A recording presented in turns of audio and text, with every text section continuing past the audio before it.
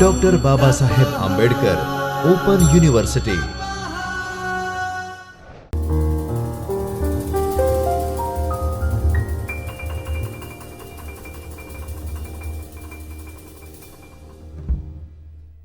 Hello, friends and learners of Indian Poetics Certificate course conducted by Dr. Babasaheb Ambedkar Open University. I also welcome you to Chaitanya Studio, where I'm going to discuss Indian Poetics and Alankar School or Alankar Theory today in my video lecture. I am Professor B.S. Nimawat, who has taught in college, undergraduate as well as postgraduate students for 36 years. And I got retired in 2010. I am also a writer. I have written as many as 46 books in English and literature. My deep interest and focus is on research, on comparing Indian literature with literatures all over the world, the global literature. Today, actually, I'm going to talk to you about Indian poetics. Indian poetics is one of the most important, one of the most significant theories of aesthetics and poetics. In Western literature, in Greek literature particularly, you find criticism, poetics. Even Aristotle has written a book called Poetics. But in our country, like Aristotle and other theorists, Bharat Muni, right from Bharat Muni to even modern theorists, there has been a wonderful contribution to Indian poetics. What is Indian poetics? In fact, you must understand so that you can have a brief idea about it. Indian poetics is Indian aesthetics. Indian aesthetics is the study or the love, liking for beauty in literature, in art. Aesthetics are actually for arts, all kinds of arts, including poetry, drama, different genres of literature, dance, music, etc. The most important thing about Indian poetics is its spiritual approach, psychological approach. If you compare Bharat Muni's rasa theory with modern psychology, including Freud and Jung, you will find that Bharat Muni, who had lived in India more than 2000 years ago, contributed to psychological understanding of what literature is, what art is, and what different rasas impact on human nature. Now,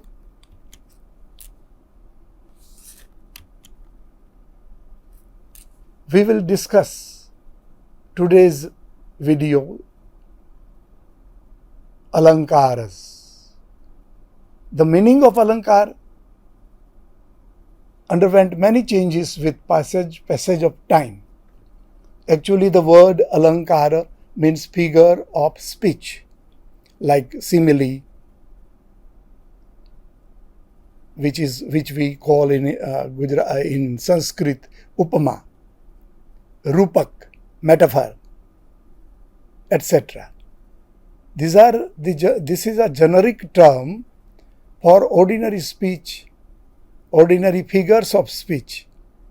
And along with time, there were many changes in the idea, in the meaning of Alankara. For example, Dandin or Dandi referred to it as a factor that produced poetic beauty. What is Alankar? Alankar is something that produces poetic beauty. Vaman called it the beauty of poetry, Saundarya. In Natya Shastra, which I referred to just Bharata Muni, this is the book by Bharata Muni called Natya Shastra. He refers to 4 alankaras: Upama, that is simile; Rupak, metaphor; Deepak, condensed expression; and Yamak. Now I just explain to you what Yamak is. Yamak means the same word repeated in a sentence twice or more with different meaning. To give you an example, Kali Ghata Ghat Gayi. Here there are 2 words, Ghata, Ghat Gayi. Ghata means cloud, black cloud was reduced. The another word, Ghat Gayi, reduced. So here is Yamak. Bharata Muni used these 4 figures of speech. Now the simple meaning of word Alankar is decoration, ornaments, embellishment or adornment. As we know, when any woman, even an actress, performs her acting, she gets decorated, makeup and embellishment. She is adorned, she becomes beautiful, more beautiful. She may be beautiful, but her beauty is enhanced. Her beauty increases and she becomes more beautiful. The same thing applies to poetry. When alankaras are used in poetry, poetry becomes more beautiful. It becomes full of saundarya, full of beauty, full of kavya sobha. Now Vaman, who was a major theorist, he believed that poetry can be accepted from the perspectives of alankaras only. Without alankaras, there would be no poetry. It is necessary to use alankaras. Without alankaras, it would be like day-to-day talk, day-to-day communication. When somebody says, this is the table or this is a chair, there is no alankar there, and it simply explains the real thing. Muhammad, who was a great theorist, defined alankar as strikingness. Strikingness means eye-catching. It would attract your eyes, it would attract your ears, and your mind would be attracted to it. So, these are the different meanings of alankaras. Now, let us talk about types and numbers of alankaras. There are major 2 types of figures of speech: arthalankaras and sabdalankaras. Arthalankar means alankar of sense or meaning, and sabdalankar means alankar of sound, word and utterance. Bhamaha, who was a great theorist, said that kavya, poetry, had 2 elements, shabda and arth. Body of poetry can be adorned, can be beautiful, beautified by alankaras only. As I had already told you about woman with ornaments, embellishment and makeup, woman looks more beautiful with the help of ornaments, embellishment and makeup. Alankaras changes the prosaic speech, prosaic language into poetic language. Ordinary language would be prosaic, but if alankaras are applied to it, it becomes poetic language. Then comes guna dosha. Guna means good qualities and dosha means blemishes, faults, flaws. Guna dosha in poetry are also attached to alankaras. They have two categories, shabda and artha. Bharat Muni mentioned 4 figures only, then Vaman added more. Dandin also added some more, but Vaman reduced it in comparison to Bharat Muni and Dandin. Now the next topic is Bamaha on Vakrokti. What is Vakrokti? That is very important to understand. Vakrokti means roundabout turn of expression. The word Vakra means turned, curved, not direct, but rounded. So it is rounded expression. It is different from ordinary speech. Vakrokti is different from ordinary speech. Ordinary speech is generally straightforward expression. When you say something, you say it in a straightforward manner. While in Vakrokti, there is a curved manner. There is a indirect manner. So the word Vakrokti is made of 2 words, Vakra, prefix, and Ukti. Vakra means curved and Ukti means utterance. So it is a curved utterance. It's a poetic expression that is uncommon, indirect, curved and deviant. So Vakrokti is a poetic expression which is not common, it is uncommon. It is not direct, indirect. It is not straightforward but curved and deviant, different. Bana Bhatt called it crooked way of speech. Bana Bhatt, who was a great prose writer, and he said that Vakrokti is a crooked way of speech. Who are the exponents of Vakrokti?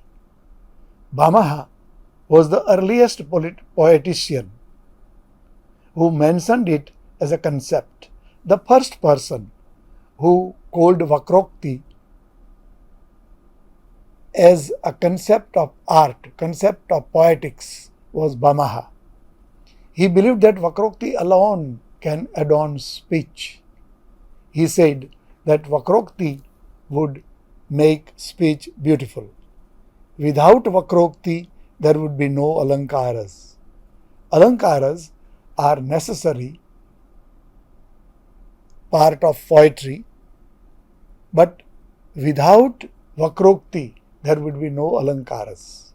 Kuntak called it life of poetry. In Vakrokti Jivita, which is a book written by Kuntak, he said that it is the life of poetry. The life of poetry is Vakrokti. Dandin distinguished Vakrokti from Swabhavokti. Dandi called it different from Swabhavokti. He said Vakrokti is curved and Swabhavokti is a natural way of narration. It is a direct, simple, straightforward way of expression or narration. Dandin on Atisayokti. This is a very important concept by Dandin. He uses the word Atishayokti. In Gujarati also, or in Hindi, we use this word Atishayokti. The word Atishayokti comes from Atishaya Ukti. Atishaya plus Ukti.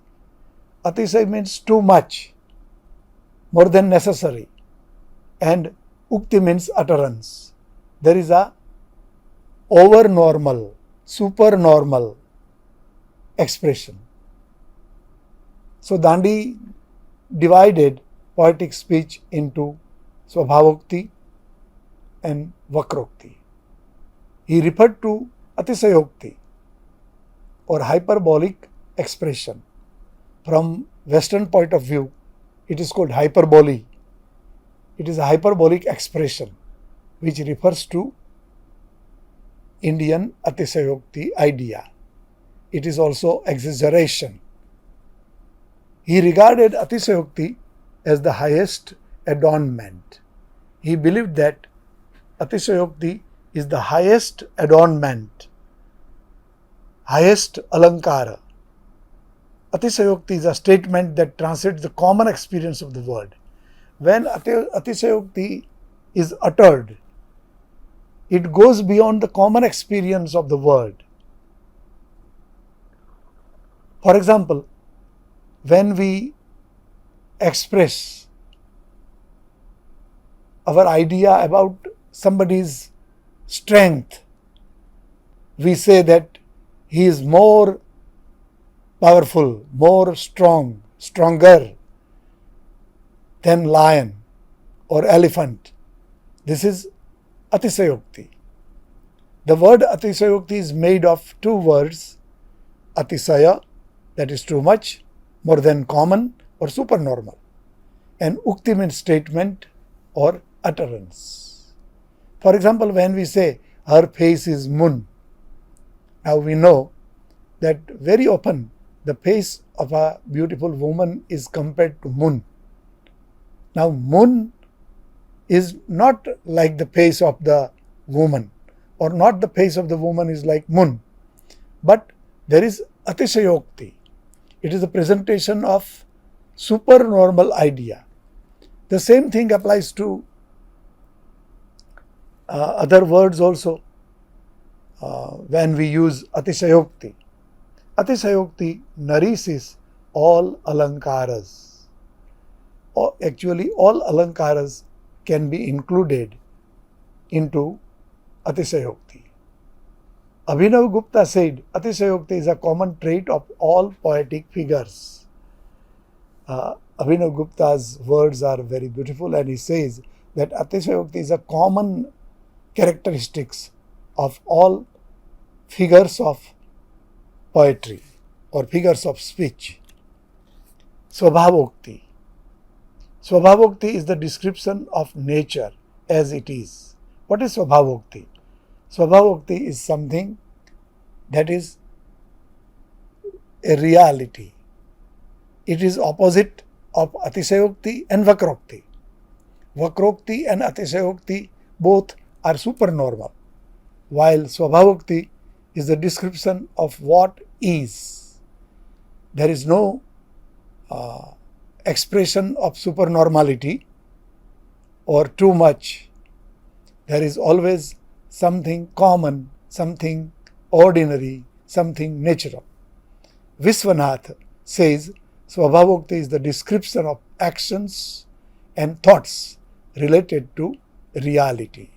So Viswanath says that Swabhavokti is the description of actions and thoughts which are directly connected with reality.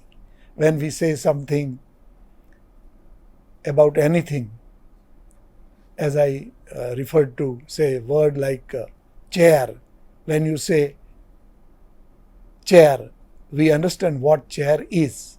It is a simple Swabhavokti. But the same word, kursi or chair, becomes the symbol of power. Now it is different. Of course, we will discuss about it in future, while we talk about Dhvani. But here also we can say that it is Svabhavokti when we use the same word for the same thing. There is no extraordinary presentation or supernormal presentation of an idea. Svabhavokti in literature presents reality, it reflects nature. Thus, there are three major types of utterances: Vakrokti, Atisayokti, and Svabhavokti. So, you all understand that Vakrokti means curved expression, Atisayokti means supernormal expression, and Svabhavokti means ordinary expression, common expression. They are the important traits of poetics expression. Lastly, let me tell you one thing about Atisayokti. Atisayokti, a great example of Atisayokti is Hanuman Chalisa by Tulsidas. When Tulsidas says, Yug Sahastra Jojana Par Bhanu, Lilyota hi Madhur Phala Janu. As you all know, that Hanumanji jumped into the sky as he saw the sun there, red sun, and he thought that it is a beautiful, sweet fruit. Now you can understand that he jumped for thousands of miles, thousands of kilometers, and reached the sun. From point of view of reality, we can understand that it would not be possible. But when we talk about God, when we talk about superpower, when we talk about divine power, we always use Atisayokti. And Hanumanji is the greatest example of Atisaya power, extraordinary power. We have already discussed Alankaras, but now let us talk about some more Alankaras so that you can understand what the theory of Alankar is. In a simple manner, Alankaras, the word Alankara means ornament. From literary point of view, as a literary term, it means figure of speech. Figure of speech represents the Alankara from Indian point of view. In figure of speech, there is an expression of poetic statement in a different manner. For example, when we compare two things, it is called upama. For example,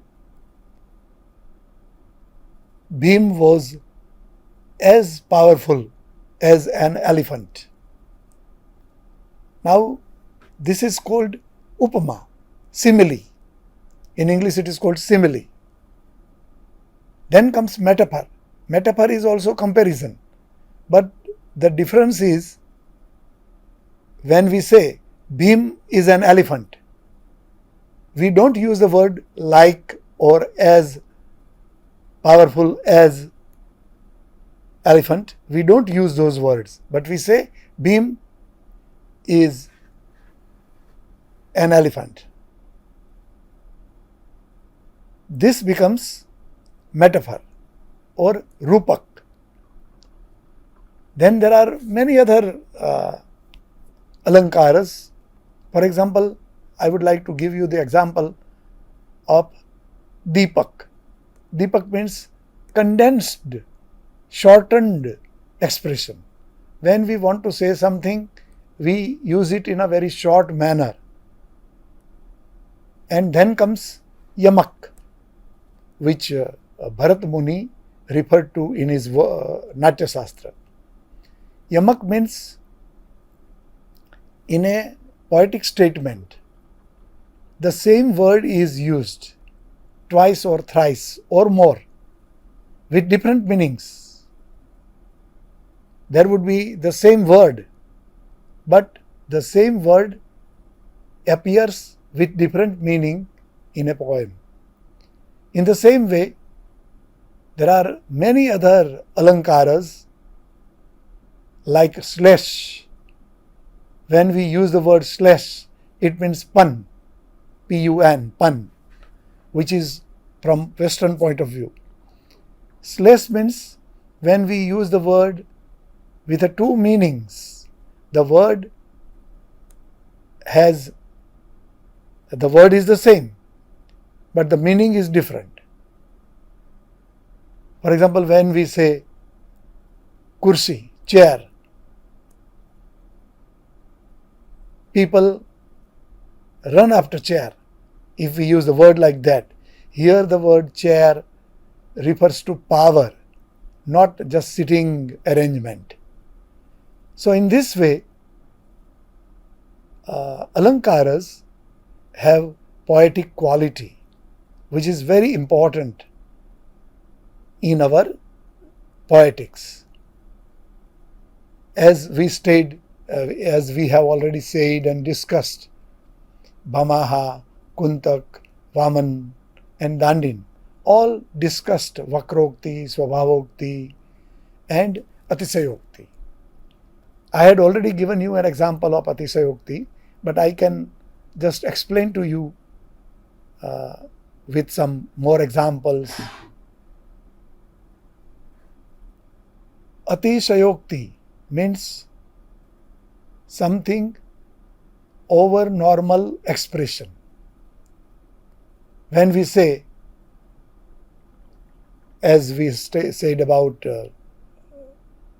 Hanuman Chalisa, in the same way, in many poetry from Indian Puranas, Indian literature, we find the use of Atisayokti. You can understand the meaning of Vakrokti and Atisayokti. So I think with this we can end our lecture. But before that, let me tell you once again that it is necessary to learn Indian poetics.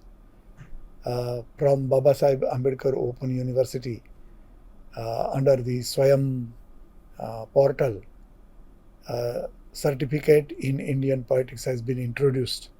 It's a very good idea, and let us hope that more and more students across the country join this and study our Indian poetics. As I told you before some time, we must be proud of our own culture, our own literature, our own language. I don't want to say that English is not necessary. It is necessary to learn English, but at the same time, like we love our mother, in the same way,